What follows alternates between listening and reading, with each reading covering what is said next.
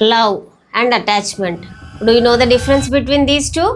If you are in relationship, మీ రిలేషన్షిప్లో ప్రేమ ఉందా లేకపోతే ఓన్లీ అటాచ్మెంటే ఉందా? ఒక్కసారి ఆలోచించుకోండి. It's not about finding the perfect person. It's about learning to understand and imperfect person perfectly. ఎదుటి వాళ్ళని, వాళ్ళ లోపాలని అర్థం చేసుకొని స్వీకరించగలిగితేనే అది పర్ఫెక్ట్ లవ్ కింద చెప్పొచ్చు. కానీ లైఫ్లో పర్ఫెక్ట్ పర్సన్ రావాలి అనుకుంటే మనం జీవితంలో ఎప్పటికీ ఎవరిని ప్రేమించలేము. రిలేషన్షిప్ని హెల్తీగా మెయింటైన్ చేయడానికి మనం చిన్న చిన్న టిప్స్ కనుక ఫాలో అవ్వగలిగితే హ్యాపీగా ఉండొచ్చు. ఫస్ట్ వస్తే కమ్యూనికేషన్ అనేది ఇద్దరు వ్యక్తుల మధ్యన చాలా ఇంపార్టెంట్. ఏదో ఊహించుకోకుండా ఒకరికొకరు మాట్లాడుకొని ఏ విషయాన్నైనా ప్రాపర్గా కమ్యూనికేట్ చేసుకోగలిగితే ఆ రిలేషన్షిప్ అనేది హెల్దీగా ఉంటుంది. నెక్స్ట్ వస్తే ట్రస్ట్. పార్ట్నర్స్లో కనుక తీసుకుంటే నమ్మకం అనేది ఎంతో ఇంపార్టెంట్ రోల్ని ప్లే చేస్తుంది. ఒకరిని ఒకరు నమ్మకుండా ఫోన్లు చెక్ చేయటం, బయటికి వెళ్తే లేట్ అయిందని చెప్పని ఎంక్వైరీస్ చేయటం, ఎదుటి వాళ్ళకి ఫోన్లు చేసి కనుక్కోవటము, ఇలాంటి వాటి వల్ల నమ్మకం అనేది పూర్తిగా పోవడమే కాకుండా ఒక అభద్రతా భావం అనేది ఏర్పడుతుంది. నెక్స్ట్ వస్తే రెస్పెక్ట్ అనేది చాలా ఇంపార్టెంట్. ఏ రిలేషన్షిప్కైనా ఒకరిని ఒకరు గౌరవించుకోవటం అనేది చాలా ముఖ్యమైన విషయం. ఒకరిని ఒకరు గౌరవించుకోవడమే కాకుండా వాళ్ళలో ఉన్న ఒపీనియన్ డిఫరెన్సెస్ని కూడా యాక్సెప్ట్ చేయగలగాలి. ఎందుకంటే అందరూ ఒకేలా ఆలోచించరు, అందరూ ఒకేలా పనిచేయరు. కాబట్టి వాళ్ళ ఒపీనియన్స్ని రెస్పెక్ట్ చేస్తూ మ్యూచువల్ రెస్పెక్ట్ తోటి కనుక మనం ముందుకు వెళ్ళగలిగితే ఏ రిలేషన్షిప్ అయినా చాలా హ్యాపీగా సాగుతుంది. మన పార్ట్నర్ని కంట్రోల్ చేయడానికి అస్సలు ట్రై చేయకూడదు.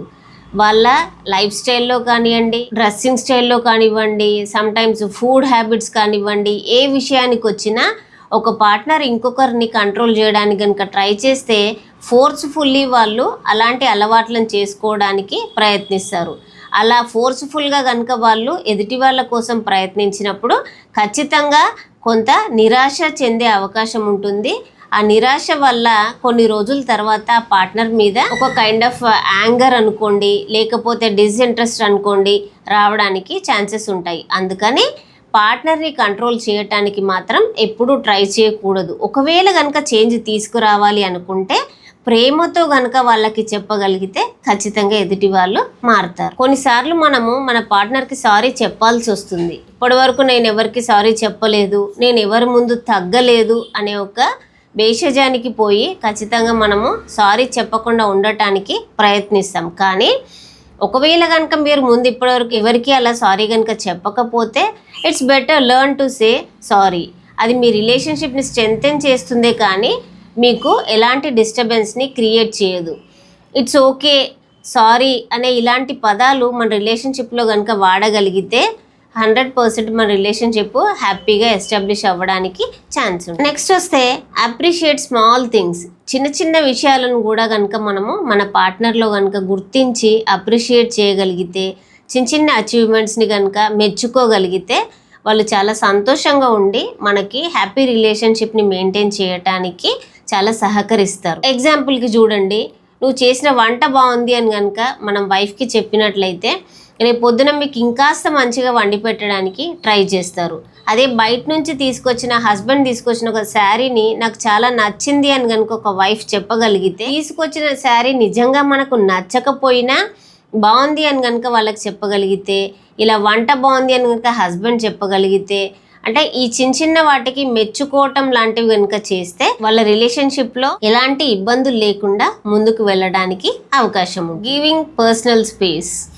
సరే, నా పార్ట్నరే కదా అని చెప్పి 24/7 నా మాటనే వినాలి, నాతో ఉండాలి అనుకుంటే అది సరైంది కాదు. అంటే love doesn't mean being together 24/7. వాళ్ళకి కూడా పర్సనల్ స్పేస్ అనేది ఇవ్వటం అనేది చాలా ఇంపార్టెంట్. వాళ్ళకు కొన్ని అలవాట్లు ఉంటాయి, వాళ్ళకు ఫ్యామిలీ ఉంటుంది, వాళ్ళకు ఫ్రెండ్స్ ఉంటారు, వాళ్ళకు ఒక సోషల్ లైఫ్ ఉంటుంది. అందుకని పర్సనల్ స్పేస్ అనేది ఒకరికొకరు ఇచ్చుకోవడం చాలా ముఖ్యమైన విషయం. ఎప్పుడు నాతోనే ఉండాలి, నువ్వు నా వైఫ్ కదా, ఎప్పుడు నాతోటే ఉండాలి, నేను చెప్పినట్టే వినాలి because you are my husband అంటే ఇది వాళ్ళ మధ్యన గ్యాప్ని తేవడానికి అవకాశం ఉంటుంది. కానీ టుగెదర్నెస్ అనేది ఉండకుండా చేస్తుంది. ప్రాబ్లమ్స్ అనేవి ప్రతి రిలేషన్షిప్లో వస్తూ పోతూ ఉంటాయి. కానీ ప్రాబ్లమ్స్ వచ్చినప్పుడు ఇద్దరు వ్యక్తులు వాళ్ళకి వాళ్ళు ఫైట్ చేసుకోకుండా ప్రాబ్లంతో పోరాటం అనేది చాలా ఇంపార్టెంట్. ఇద్దరు కలిసి గనక ప్రాబ్లమ్ని ఎలిమినేట్ చేయడానికి, ప్రాబ్లంకి సొల్యూషన్ గనక వెతకడానికి ప్రయత్నిస్తే ఈజీగా ఆ ప్రాబ్లం నుంచి బయటపడడానికి అవకాశం ఉంది. కంపేర్ చేయటం అంటే మన పార్ట్నర్ని ఎదుటి వాళ్ళతో కంపేర్ చేయటం, ఇది సహజంగా పేరెంట్స్ పిల్లలనైనా చేస్తారు, పార్ట్నర్స్ ఒకరినొకరినైనా చేస్తారు. ఇద్దరు వ్యక్తులు మాట్లాడుకున్నప్పుడు ఇద్దరు మగవాళ్ళు మాట్లాడారనుకోండి, వాళ్ళు ఎదుటి వాళ్ళ వైఫ్ల గురించి కంపారిజన్తో మాట్లాడచ్చు. అలాగే ఇద్దరు లేడీస్ కూర్చున్నారనుకోండి, మీ హస్బెండ్ ఇలా, మా హస్బెండ్ అలా అని చెప్పేసి మాట్లాడుకోవచ్చు. పార్ట్నర్ ముందు కూర్చొని కనుక ఎదుటి వాళ్ళతో కంపేర్ చేయాల్సి వస్తే ఖచ్చితంగా ఆ పని చేయకూడదు. ఎందుకంటే కంపారిజన్ అనేది ఎదుటి వాళ్ళలో ఒక ఇన్సెక్యూరిటీస్ని క్రియేట్ చేస్తుంది. అలాగే ఎదుటి వాళ్ళ పైన కొంత నమ్మకాన్ని కూడా పోగొట్టుకోవడానికి అవకాశం ఉంటుంది. రిలేషన్షిప్లో మీరు గెలవటం కాదు, మీరిద్దరూ కలిసి రిలేషన్షిప్ని కనుక గెలిపించినట్లయితే సక్సెస్ అవ్వడానికి ఛాన్సెస్ ఎక్కువగా ఉంటాయి.